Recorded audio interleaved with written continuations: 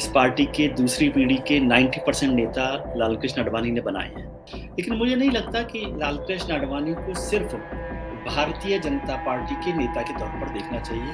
Message मिला था कि नरेंद्र मोदी जी को प्रधानमंत्री पद का उम्मीदवार घोषित किया जाएगा। तो आडवाणी जी की पूरी पॉलिटिकल लड़ाई, जाहिर है कोई भी राजनेता होगा उसकी प्रधानमंत्री बनने की इच्छा होगी, लेकिन उन्होंने जैसे ही नाम आया उन्होंने सबसे पहले इस्तीफा दे दिया था।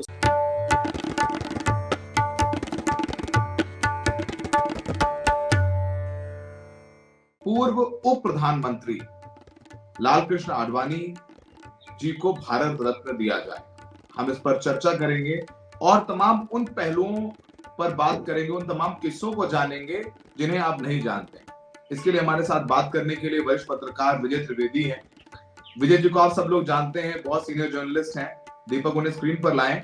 और मैं बता दूं कि विजय सर से जो हमारा रिश्ता है वो एक स्टूडेंट और प्रोफेसर वाला है। जब एनडीटीवी में आज से बहुत साल पहले जब हमने काम शुरू किया तो विजय सर वहां पर थे, और जो हमारी पॉलिटिकल जर्नलिज्म की पहली पाठशाला थी उसके प्रोफेसर विजय सर थे। और उस दौरान उनके बगल में हम और हमारी सहयोगी सरप्रिया बैठा करते थे जो बीबीसी में है, और तमाम किस्से कहानियां विजय सर हम लोगों को बताते थे। उसी अंदाज में आज वही तमाम किस्से कहानियां हम विजय सर से जानेंगे। विजय सर, थैंक यू, आपने हमें वक्त दिया। और मैं बहुत खुश हूं कि आज आपके साथ ये शो कर रहा हूं, आपके साथ बात कर रहा हूं। It's an honour, I would say. Sir पहले तो बहुत शुक्रिया बताइए। सौरभ, बहुत अच्छा लगता है जितना अच्छा काम आप कर रहे हैं। एनडीटीवी में भी किया और यहाँ भी रेड माइक में भी कर रहे हैं, तो बहुत अच्छा लगता है। बहुत शुभकामनाएं। Sir thank you. सर ये बताइए, पहले तो लालकृष्ण आडवाणी जी को भारत रत्न दिया जा रहा है, आप इसको लेकर के आपकी पहली टिप्पणी क्या है? और तमाम लोग इस पर सवाल उठा रहे हैं कि क्या भारत रत्न लालकृष्ण आडवाणी जी को देना जायज था? आपकी क्या टिप्पणी है? देखिए, जितनी भी बार भारत रत्न दिए गए उसमें कभी ऐसा नहीं रहा कि कोई सवाल नहीं उठाए गए। 50वें शख्स हैं लालकृष्ण आडवाणी जी जिन पर सवाल किए, जिनको भारत रत्न दिया जा रहा है और उस पर भी सवाल कर रहे हैं। सवाल करना भी कुछ लोगों की आदत होती है और सवाल करना जायज भी होता है, आपके मन में कोई शंका हो, कोई बात हो। लेकिन मुझे नहीं लगता कि लालकृष्ण आडवाणी को सिर्फ भारतीय जनता पार्टी के नेता के तौर पर देखना चाहिए। यदि आप ऐसा देखते हैं तब तो फिर भी आप उनकी चिंता कर सकते हैं, चर्चा कर सकते हैं कि भारत रत्न क्यों दिया गया। मैं लालकृष्ण आडवाणी को हिंदुस्तान की राजनीति में, खासतौर से आजाद भारत की राजनीति का एक महत्वपूर्ण शख्स मानता हूँ। और उनकी जो विचारधारा है उससे कुछ लोग सहमत हो सकते हैं, कुछ लोग असहमत हो सकते हैं जिस तरह की बात उन्होंने की, या कुछ लोग उनसे सहमत होंगे हिंदुत्व की बात को लेकर, राष्ट्र सांस्कृतिक राष्ट्रवाद को लेकर। लेकिन राजनीति में लालकृष्ण आडवाणी जैसे बिरले लोग होंगे, बहुत कम लोग होंगे जो राजनीतिक शुचिता की बात करते हो, जो चाल चरित्र और चेहरे की बात करते हो, जो राजनीतिक नैतिकता की बात करते हो, जो पॉलिटिकल अनटचेबिलिटी को दूर करने की बात करते हो, जो सबको साथ लेकर चलने की बात करते हो, और जो सभी राजनीतिक दलों के साथ देश को आगे बढ़ाने की बात करते हो। यदि इन सब बातों पर आप नजर डालेंगे उनके पूरे पॉलिटिकल करियर पर, तो आपको समझ में आएगा कि लालकृष्ण आडवाणी, मेरे ख्याल से उनको भारत रत्न दिया जाना एक सबसे उपयुक्त और उचित फैसला है। प्रधानमंत्री नरेंद्र मोदी की तरफ से ये फैसला किया गया है, तो इसको मैं गुरु दक्षिणा के तौर पर देखता हूँ। गुरु दक्षिणा के तौर पर देखते हैं। और एक अहम किस्सा जो विजय सर ने हमें 12 या 13 साल पहले बताया था, सर को याद नहीं होगा, मैं याद दिला देता हूँ कि जब गुजरात के दंगे हुए, और गुरु दक्षिणा की बात की है विजय सर ने, और विजय सर ये पूरा किस्सा बताएंगे। तो जब गुजरात दंगे हुए उसके बाद लालकृष्ण आडवाणी जी और अटल बिहारी वाजपेयी जी गुजरात जा रहे थे, जिस फ्लाइट में, उस फ्लाइट में विजय सर भी मौजूद थे।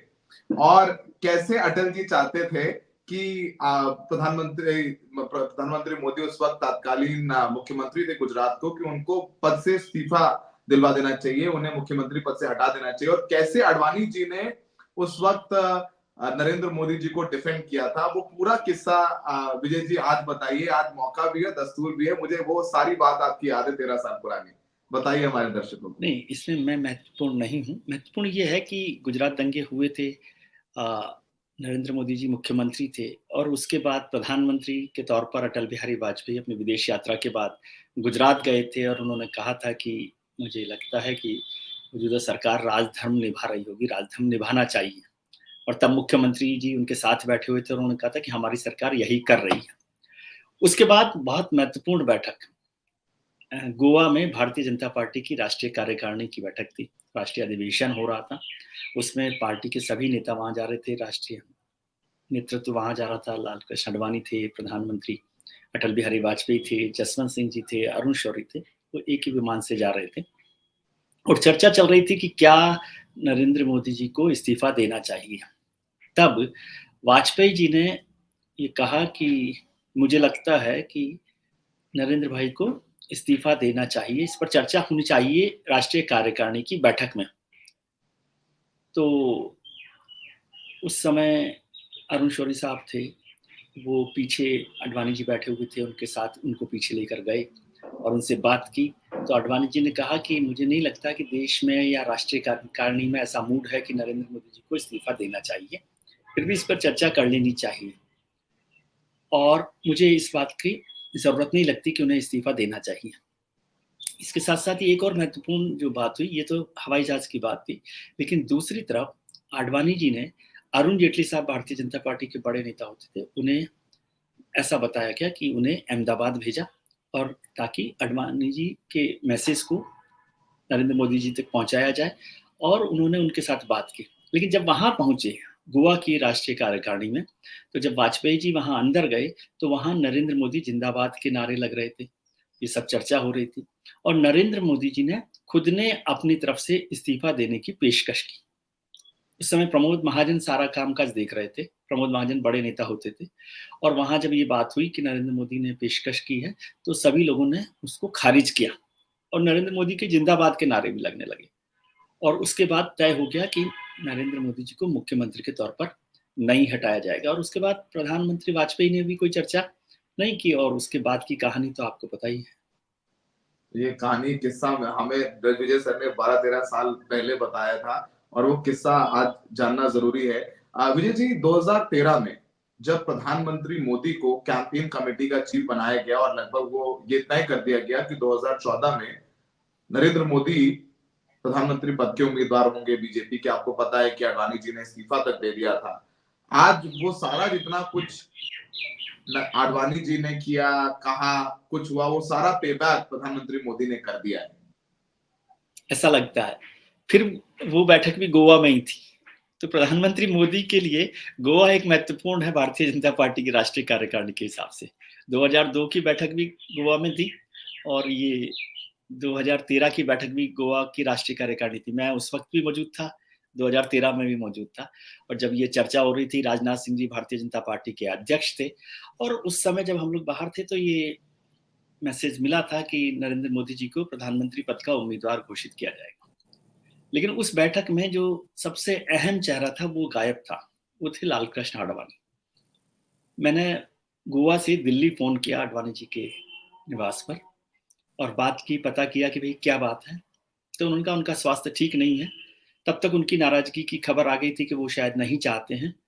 तो मैंने उनसे पूछा कि क्या आडवाणी जी आएंगे, तो मुझे मैसेज संकेत के तौर पर दिए नहीं आएंगे और उसके कुछ देर बाद उनकी वो चिट्ठी आ गई जिसमें ये बात की जा रही थी और दबाव था। राष्ट्रीय अधिवेशन में अंदर बहुत गर्मा गर्मी हो रही थी और फिर फाइनली उन्हें चुनाव प्रचार का जो संयोजक बनाया गया, कैंपेन कमेटी का इंचार्ज बनाया गया और उसके बाद वो चला। आडवाणी जी ने उस पर अपनी नाराजगी भी जाहिर की, इस्तीफा भी दिया, लेकिन उसके बाद कुछ समय बाद उन्हें प्रधानमंत्री पद का भी उम्मीदवार घोषित किया गया और नरेंद्र मोदी 2014 में बड़े बहुमत के साथ भारतीय जनता पार्टी की पहली स्पष्ट बहुमत वाली सरकार उस वक्त बनी। उसके बाद से चलता रहा, लेकिन प्रधानमंत्री मोदी ने उस नाराजगी को दूर करते हुए सबसे पहले आडवाणी जी से ही आशीर्वाद लेने पहुंचे मोदी और उससे लेकर आज तक वो लगातार उनके जन्मदिन पर वहां जाते रहे। इससे भी महत्वपूर्ण बात कि 2015 में जब अटल बिहारी वाजपेयी को मोदी सरकार ने भारत रत्न से सम्मानित किया, उसी साल लालकृष्ण आडवाणी को पद्म विभूषण जो नंबर 2 अवार्ड है हमारे सिविलियन अवार्ड्स में सबसे ऊपर में, वो उससे सम्मानित किया गया था। तो कई लोग आज सवाल कर रहे हैं कि इतने 10 साल हो गए सरकार को, उसके बाद क्यों नहीं दिया। तो 2015 में पद्म विभूषण दिया गया है, तो उसके बाद कुछ समय वैसे भी देना पड़ता है कि क्या किया जाए। और आज जब लालकृष्ण आडवाणी 96 साल के हो गए हैं। राम मंदिर की जो प्राण प्रतिष्ठा हुई है उसमें लालकृष्ण आडवाणी की भूमिका को नज़रअंदाज नहीं किया जा सकता। तो मुझे लगता है इसको ध्यान में रखते हुए ये फैसला किया गया। और यदि पॉलिटिकली देखें तो अभी 10 दिन पहले कर्पूरी ठाकुर साहब को भारत रत्न से सम्मानित किया गया है बिल्कुल मोदी सरकार ने। बिल्कुल। उन्हें मंडल राजनीति का अगुवा कहा जाता है। तो क्या मैं ऐसा समझूं, मुझे नहीं पता, आप करेक्ट कर सकते हैं, कि ये फिर से मंडल और कमंडल दोनों राजनीति को साधने का भी एक फैसला हो सकता है। सर मैं आपके सामने क्या ही बोल सकता हूँ, मैं तो मतलब पहले से ही कह दूं कि मैं थोड़ा सा बायस्ड हूँ आपको लेकर के। मुझे तो बहुत सारी बातें, आपकी कहानियां, किससे याद है। सर मैं चूंकि मैं पॉलिटिकल साइंस के स्टूडेंट की तरह इंटरव्यू कर रहा हूँ, और सर लालकृष्ण आडवाणी को भारत की उस कम्युनल पॉलिटिक्स के लिए भी जाना जाता रहा और खूब कस के लिखा जा रहा है कि जिस देश के संविधान में सेक्युलरिज्म शब्द है और उसमें आडवाणी जी को अगर भारत रत्न दिया जाता है, उनकी जो रथ यात्रा थी, आपको पता ही है कि जब बाबरी मस्जिद का डेमोलिशन हुआ, जिसके सुप्रीम कोर्ट ने भी कहा है कि वो गैर कानूनी था, उसके नायक कहा जाता था आडवाणी जी को। उसके बाद देश में दंगे विवाद, राम मंदिर भले ही बन गया हो, तो वो कह रहे हैं कि ये एथिकली ठीक नहीं है। इसको लेकर के भी तमाम सवाल उठ रहे हैं। बिल्कुल ठीक सवाल है आपका, लेकिन इसको समझने की जरूरत है। सेक्युलरिज्म शब्द का इस्तेमाल या इंक्लूजन संविधान में इमरजेंसी के दौरान इंदिरा गांधी सरकार ने किया, उससे पहले सेक्युलरिज्म शब्द नहीं था। और आडवाणी जी की पूरी राजनीति इस सेक्युलरिज्म शब्द को लेकर है। मुझे नहीं जानकारी कि आपको याद है कि नहीं, आडवाणी जी ने एक नया शब्द गढ़ा था, कॉइन किया था, वो था स्यूडो सेक्युलरिज्म, छद्म धर्मनिरपेक्ष, बिल्कुल छद्म धर्मनिरपेक्षवाद। तो आडवाणी जी की पूरी पॉलिटिकल लड़ाई इस सेक्युलरिज्म के, या उनके शब्दों में स्यूडो सेक्युलरिज्म के खिलाफ रही। और उन्होंने कई बार कहा, अपनी किताब में भी इस बात का जिक्र किया कि सेक्युलरिज्म का जो आज की तारीख में मतलब है वो है एलर्जी टू हिंदुइज्म, और वो इसे स्वीकार नहीं करते। तो धर्मनिरपेक्षता का मतलब सब धर्मों को मानना हो सकता है, सब धर्मों को समान भाव से देखना हो सकता है, लेकिन हिंदू धर्म से एलर्जी को यदि सेक्युलरिज्म कहेंगे तो वो उसे स्वीकार नहीं करते। और इसीलिए उन्होंने इसके खिलाफ अपनी पूरी पॉलिटिकल लड़ाई लड़ी।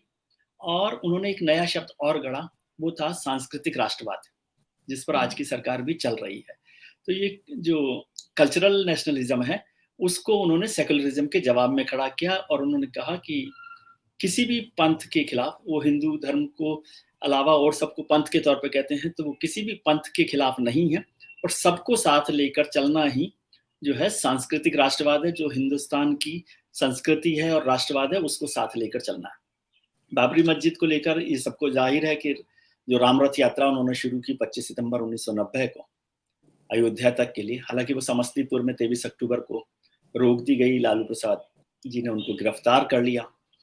हालांकि ये अलग बात है कि जिस शख्स ने गिरफ्तार किया था, आर.के. सिंह साहब, वो आज की सरकार में मंत्री हैं, कैबिनेट मंत्री। तो राजनीति तो बदलती रहती है। और मुलायम सिंह जी आडवाणी जी को गिरफ्तार करना चाहते थे, लेकिन वीपी सिंह ने अपनी राजनीति की वजह से मुलायम सिंह को ये मौका नहीं दिया, और ये मौका लालू यादव को मिला। तो वो राजनीति चली। और उसके बाद बाबरी मस्जिद का जब ध्वंस हुआ, गिराया गया, उस वक्त लालकृष्ण आडवाणी वहां मौजूद थे। लेकिन कहा जाता है, और ये तथ्य में भी है, कि वो बार बार रोकते रहे कार सेवकों को कि मत ढाइए इस ढांचे को, मत गिराइए। जब ढांचा डहरा था, उस वक्त उन्होंने, जो मुझे जानकारी है, कल्याण सिंह जो उस वक्त के मुख्यमंत्री थे, उन्हें इस्तीफा देने को कहा कि आप तुरंत इस्तीफा दे दें। और जब ये पूरी घटनाक्रम हो गया और वो लौट रहे थे अयोध्या से लखनऊ, तो उनको कई बार रोका गया। और उसके बाद लखनऊ में उन्होंने कहा कि ये मेरी जिंदगी का सबसे बेहद दुखद दिन है। इसको लेकर भी उनकी काफी आलोचना हुई। और उन्होंने कहा कि भाई मेरा मकसद ये नहीं था। और जो कोर्ट में अब जो उन पर बहुत लंबे समय से मुकदमा चल रहा था, उसमें उनको बरी कर दिया गया है। तो मैंने कवर किया था सर लखनऊ में, जब वो जजमेंट आया कोर्ट का, तो उस वक्त कोर्ट में मौजूद था मैं। सर 2 किस्से और जानने हैं आपसे। पहला किस्सा, उस वक्त का किस्सा बताइए जब आडवाणी जी पाकिस्तान गए थे और जिन्ना की मजार पर जाके उन्होंने जिन्ना जी को सेक्युलर कहा था। और उस वक्त उप प्रधानमंत्री थे लालकृष्ण आडवाणी जी, और अगर मैं सही हूं तो उसमें भारतीय जनता पार्टी के अध्यक्ष भी साथ में थे। तो वो उनको फिर इस्तीफा देना पड़ा था। वो बात, कहानी, किस्सा बताइए, कैसा रहा था वो उस वक्त उप प्रधानमंत्री नहीं थे। वाजपेयी सरकार गिर गई थी, लेकिन भारतीय जनता पार्टी के अध्यक्ष 2005 की बात है ये। सरकार 2004 में गिर गई थी। उस यात्रा में भी मैं अडवाणी जी के साथ था। वो लंबी यात्रा, पाकिस्तान गए थे वो, पाकिस्तान गए थे जी जी जी। और ये घटना है कराची की। कराची में अडवाणी जी का जन्म भी हुआ 1927 में, नवंबर 1927 में। तो हम उनके घर भी गए थे, जो पैतृक घर था। हालांकि वो घर बदल गया था, ढूंढने में भी काफी मशक्कत करनी पड़ी, लेकिन वो कार्यक्रम था। और उसके बाद जिन्ना की मजार पर गए थे, और जिन्ना की मजार पर मैं वहाँ मौजूद था, कुछ और पत्रकार मित्र भी मौजूद थे। और उसके बाद मजार पर पहुंचने के बाद उन्होंने विजिटर्स बुक में जिन्ना का जो पाकिस्तान असेंबली में जो भाषण दिया था, उसका जिक्र उसमें विजिटर्स बुक में किया था, जिसमें कहा गया था कि भाई जिन्ना का जो आइडिया था वो सेक्युलर पाकिस्तान का था, कि सभी धर्मों को ये मौका मिले। और ये इसका मायने कुल मिलाकर ये था कि भाई जिन्ना को वो सेक्युलर बता रहे थे। ये खबर जब हिंदुस्तान पहुंची तो उस पर हंगामा हो गया, और भारतीय जनता पार्टी और संघ ने सबसे तीखी प्रतिक्रिया और सबसे पहली प्रतिक्रिया दी कि हमें ये बर्दाश्त नहीं है कि जिन्ना को किसी भी तरीके से सेक्युलर कहा जाए। हालांकि ये इंटरेस्टिंग बात है कि पाकिस्तान में भी इस पर काफी नाराजगी हुई थी कि जिन्ना को सेक्युलर कहने, न केवल हिंदुस्तान में। और जब हम हिंदुस्तान लौटे तो वेंकैया नायडू उस समय थे, पार्टी के प्रवक्ता प्रकाश जावड़ेकर जी थे, वो लोग उनको रिसीव करने आए थे। और उन्हें एक लाउंज में बाहर आने से पहले उनको कहा गया, आडवाणी जी को, कि आप बाहर मीडिया बहुत खड़ा हुआ है, आप चाहें तो इस बयान को कह सकते हैं कि भाई मेरे बयान को ठीक तरीके से नहीं रखा गया। लेकिन आडवाणी जी ने इस पर सफाई देना उचित नहीं समझा। उनका जो मैंने कहा है वो ठीक है, जिसने जैसे समझा वो ठीक है। उसका नतीजा हुआ कि शाम होते होते तो राजनीति बहुत गर्मा गई, और फाइनली उन्हें अध्यक्ष पद से इस्तीफा देना पड़ा भारतीय जनता पार्टी। और वो एक बड़ा झटका कह लें या राजनीतिक घटनाक्रम था आडवाणी जी के लिए, कि उसके बाद उनका जो राजनीतिक शीर्ष पर जो लालकृष्ण आडवाणी होते थे, हिंदू राजनीति के, हिंदुत्व की राजनीति के, उससे वो बाहर निकल गए और दोबारा लौटने का मौका उन्हें नहीं मिल पाया। सर, हम लोग तो बहुत छोटे थे, और आप लोगों के मुंह से सुना है कि एक दौर था जब लालकृष्ण आडवाणी जी अटल जी से ज्यादा बड़े नेता थे, और जब प्रधानमंत्री बनने की बारी आई तो किन परिस्थितियों में उन्हें अपना नाम पीछे करके या खुद किया या उनको करना पड़ा, अटल जी का नाम आगे किया, और वो कभी प्रधानमंत्री नहीं बन पाए। और आपसे बेहतर कोई नहीं जानता है इस बात को कि उनके दिल में तो इच्छा थी ही कि वो प्रधानमंत्री बने एक दिन देश के। जाहिर है कोई भी राजनेता होगा उसकी प्रधानमंत्री बनने की इच्छा होगी। लेकिन 1980 में जब भारतीय जनता पार्टी बनी, जनता पार्टी टूटकर, तो उस समय अटल बिहारी वाजपेयी पार्टी के अध्यक्ष थे, और वो जनता पार्टी जयप्रकाश नारायण से बहुत प्रभावित थे। तो उन्होंने उस वक्त गांधीवादी समाजवाद के साथ पार्टी को आगे बढ़ाने का फैसला किया, गांधीयन सोशलिज्म जिसे कहा जाता है। लेकिन जब उसके बाद पहले चुनाव हुए भारतीय जनता पार्टी के तौर पर 1984 के, वो हालांकि इंदिरा गांधी के असैसिनेशन का चुनाव था, तो भारतीय जनता पार्टी सिर्फ 2 सीटें हासिल कर पाई। उसमें भी अटल बिहारी वाजपेयी चुनाव नहीं जीत पाए थे। आडवाणी जी ने तो चुनाव नहीं लड़ा था क्योंकि वो राज्यसभा के सदस्य थे, लेकिन वाजपेयी जी चुनाव हार गए थे और केवल 2 सीटों पर जीते। तो वाजपेयी जी बहुत विवादों में आ गए, बहुत सवाल किए गए, उन पर आक्रमण किए गए पार्टी की तरफ से भी, और वाजपेयी जी ने बाद में इस्तीफा दे दिया और लालकृष्ण आडवाणी ने कमान संभाली। लालकृष्ण आडवाणी ने जब कमान संभाली, उसके बाद शुरू हुआ पार्टी का दूसरा दौर, जिसे सांस्कृतिक राष्ट्रवाद कहते हैं। और फिर 89 में आकर भारतीय जनता पार्टी ने पहली बार राम जन्मभूमि आंदोलन को अपने मैनिफेस्टो में शामिल किया। पालमपुर अधिवेशन में उन्होंने कहा कि हम राम जन्मभूमि के लिए आंदोलन चलाएंगे। उसके बाद 90 में कार सेवा हुई, और 91 में भी भारतीय जनता पार्टी को ठीक सा मौका मिला। और लालकृष्ण आडवाणी उस समय, क्योंकि कार सेवा में मैं उनके जो रथ यात्रा थी उसमें मैं उनके साथ रहा था, तो पूरे हिंदुस्तान में जहां जहां वो रथ यात्रा निकली, सोमनाथ से दिल्ली तक आते आते, इतना ज्यादा जबरदस्त समर्थन उनको था। लोग उनकी बस को छूकर समझते थे कि राम के दर्शन कर लिए। जब बस आगे चलती थी तो उसकी जो मिट्टी होती थी, धूल को लेते थे, और वो समझते थे हिंदू हृदय सम्राट लालकृष्ण आडवाणी हैं। तो उस तरह का जन समर्थन उन्हें हासिल हुआ था। और वो पार्टी के शिखर पर पहुंच गए थे। लेकिन जब 1995 में भारतीय जनता पार्टी के राष्ट्रीय अधिवेशन हुआ मुंबई में, तो लालकृष्ण आडवाणी ने वहां पर ऐलान किया कि हमारे अगले प्रधानमंत्री पद के उम्मीदवार अटल बिहारी वाजपेयी हुए। इसने सबको चौंका भी दिया, क्योंकि सब लोगों ने, उस समय गोविंदाचार्य महासचिव होते थे, जैसे ही वो उतरे संघ भाषण देकर, तो गोविंदाचार्य ने कहा कि ये फैसला आपने कैसे कर लिया और ये अनाउंसमेंट कैसे कर दिया, और मुझे जानकारी नहीं दी, पार्टी को जानकारी नहीं दी। उनका यदि सबको जानकारी देता तो शायद ये फैसला नहीं होता, लेकिन मैं समझता हूं कि अटल बिहारी वाजपेयी ही सबसे लोकप्रिय नेता हैं। शायद इसकी एक वजह मुझे जो लगती है वो ये भी कि जो जिस बात का आपने जिक्र किया कि वो सांप्रदायिक राजनीति के लिए उनके चेहरे के तौर पर देख रहे थे, तो आडवाणी जी को लगता होगा, मुझे जानकारी नहीं है, लेकिन लगता होगा कि वो शायद लोकप्रिय नेता नहीं हो पाए या सर्वसम्मति उनके लिए नहीं मिल पाए। और वाजपेयी जी तो उस समय भी लोकप्रिय नेताओं में से थे, तो उनका नाम वहां पर दिया गया। और उसी दौरान एक और घटना हो गई हवाला कांड की, जिसमें आडवाणी जी का नाम आया कुछ पैसा लेने के लिए। तो आडवाणी जी ने जिस राजनीतिक नैतिकता की और शुचिता की बात मैं आज आडवाणी जी को लेकर जहां हमने शुरू की थी, वो है कि आडवाणी जी ने कहा कि इसमें नाम मेरा आया है, तो उन्होंने अपना इस्तीफा दे दिया लोकसभा से और कहा कि जब तक मैं इसमें से क्लियर नहीं हो जाऊंगा, मेरा नाम साफ नहीं हो जाएगा, तब तक मैं राजनीति, जो संसदीय राजनीति है, वो नहीं करूंगा।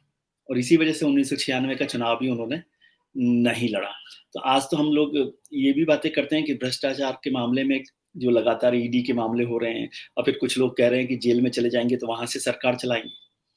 तो एक तरफ राजनीतिक शुचिता वाले वो नेता भी हैं जो नाम आने के बाद, उनका नाम क्लियर भी हो गया, लेकिन उन्होंने जैसे ही नाम आया उन्होंने सबसे पहले इस्तीफा दे दिया था। उस समय बहुत सारे लोगों के नाम आए थे, लेकिन आडवाणी जी और मदन लाल खुराना उनके पीछे पीछे उन लोगों में से थे जिन्होंने इस्तीफा दिया। विजय सर, लास्ट आपकी, मुझे पता है कि आडवाणी जी, मैं नजदीकी तो नहीं कहूंगा, वो तो थी ही थी, क्योंकि आप तमाम उनको कवर करते रहे, बहुत करीब से आपने उनके पॉलिटिक्स को देखा भी है, आपकी उनसे बात भी होती रहती होगी। अगर आप उचित समझे तो बताएं कि आखिरी बार आपकी क्या बात हुई, और जब वो एक्टिवली पॉलिटिक्स से बाहर हो गए तो तमाम मुद्दों पर वो क्या सोचते हैं, क्या लिखते हैं, क्योंकि आप अटल जी के बारे में ज्यादा पता नहीं चलता। जब मोदी जी जाते हैं उनसे मिलने, उनके जन्मदिन पर उनको विश करने के लिए, तभी उनकी कोई तस्वीर आती है। बहुत ज्यादा पब्लिक लाइफ में वो जाके किन्हीं कार्यक्रमों में नहीं जाते हैं, ज्यादा उनका कोई आर्टिकल या कभी कुछ ऐसा समझ में नहीं आता। तो आजकल वो क्या करते हैं? I know he is very old, बहुत उम्र है उनकी, बट मेरे को लगता है कि उनका दिमाग तो अभी भी काफी मतलब तेज सक्रिय है होगा। और ये समझता हूं कि मेरी कभी मुलाकात नहीं सर। नहीं, बिल्कुल ठीक है, मेरी भी मुलाकात लंबे समय से नहीं हुई है, खासतौर से कोविड के बाद से उनका मिलना जुलना बंद कर दिया गया है, और वो बहुत कम लोगों से उनका मिलना जुलना रहता है, लेकिन वो सक्रिय है, दिमागी तौर पर भी और शरीर के तौर पर भी स्वस्थ है, ईश्वर उन्हें शतायु करे। लेकिन वो हिंदुस्तान की राजनीति पर, विचारधारा पर हमेशा कुछ कुछ बात करते रहते हैं। किताबें पढ़ना उनका पुराना शौक रहा है, उसे भी वो लगातार करते रहे। और अभी हाल ही में उन्होंने एक आर्टिकल लिखा है राम मंदिर पर, राम मंदिर की जो प्राण प्रतिष्ठा हुई और उसे राष्ट्रीय जागृति और राष्ट्र के सम्मान की बात करते हुए उन्होंने उसका जिक्र किया है। लेकिन वो अपनी प्रतिक्रिया अपने लोगों, वैसे भी आडवाणी जी को यदि आप जानते हो तो आडवाणी जी आमतौर पर कम बोलने वाले नेताओं में से हैं, वो प्रतिक्रियाएं कम देते हैं। उनके चेहरे से, उनके भाव से आपको समझ में आ जाता है कि वो उस चीज को पसंद करते हैं या नापसंद करते हैं।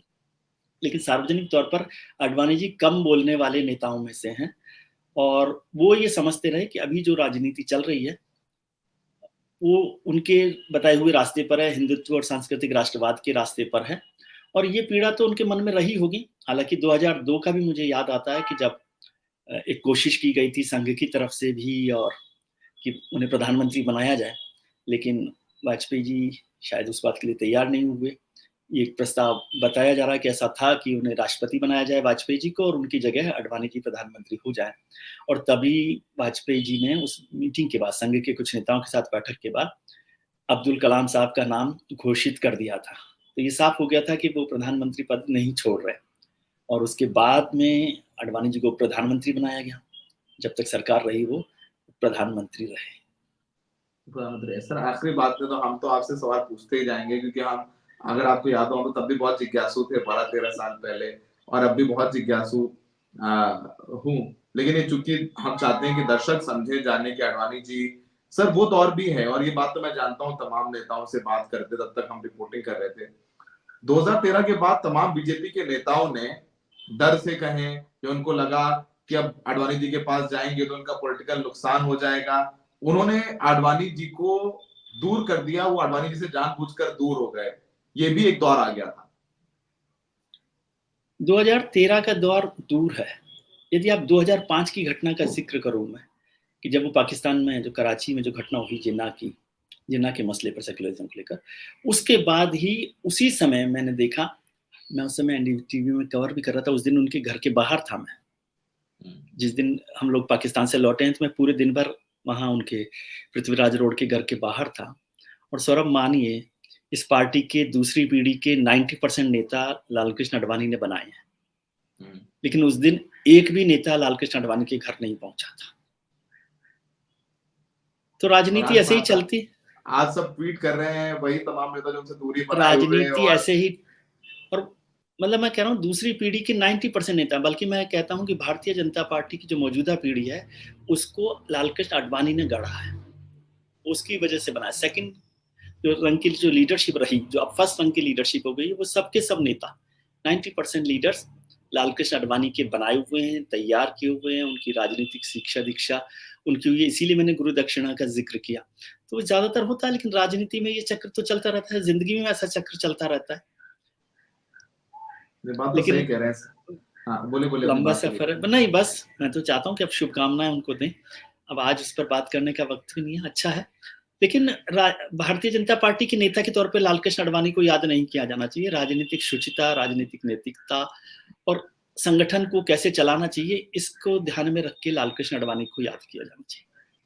सर थैंक यू, बहुत आप हमसे जुड़े। और मैंने आपको पहले ही बोल दिया दर्शकों को कि विजय जी हमारे पहले प्रोफेसर पॉलिटिकल जर्नलिज्म को समझाने वाले, ऐसा नहीं है। क्योंकि हम और वो एनडीटीवी में उस वक्त बहुत लोग थे और कोने में विजय सर, हम इंटर्न्स के तौर पर वहां पर थे और वहां पर विजय सर ने हम लोगों को बताया नहीं ऐसा है। और ये जो किस्सा जो हमें सबसे पहला किस्सा था, किस तरीके से आडवाणी जी ने 2002 में अटल जी को कहा कि नहीं इस्तीफा नहीं देना चाहिए, नरेंद्र भाई मोदी और गोवा वाला जिक्र किया, ये किस्सा विजय सर ने बताया। और अगर आपको विजय सर से ऐसे तमाम किस्से जानने हैं, इनसाइडर ने बहुत सारी बातें नहीं बताई हैं अभी मुझे पता है, तो आप विजय सर जहां देखें आप विजय सर को पकड़ लें, तमाम जर्नलिज्म की सूट, क्योंकि उनको सोशल मीडिया के जमाने में विजय सर जैसे लोगों को हम लोग थोड़ा सा पीछे कर देते हैं। मिलिए, ये चलते फिरते इंसाइक्लोपीडिया है। अगर आप समझना चाहते हैं करंट रिजीम के पॉलिटिक्स को, मोदी जी को भी समझना चाहते हैं, आप डिकोड करना चाहते हो, तो विजय जी को समझिए, पकड़िए और जानिए विजय सर को। सर बहुत बहुत शुक्रिया। बहुत शुक्रिया। सौरभ को ज्यादा बोल रहे हैं, उसको भी ध्यान रखिए। थैंक यू, लेकिन बहुत अच्छा लगा सौरभ के साथ बात करके। Thank you sir.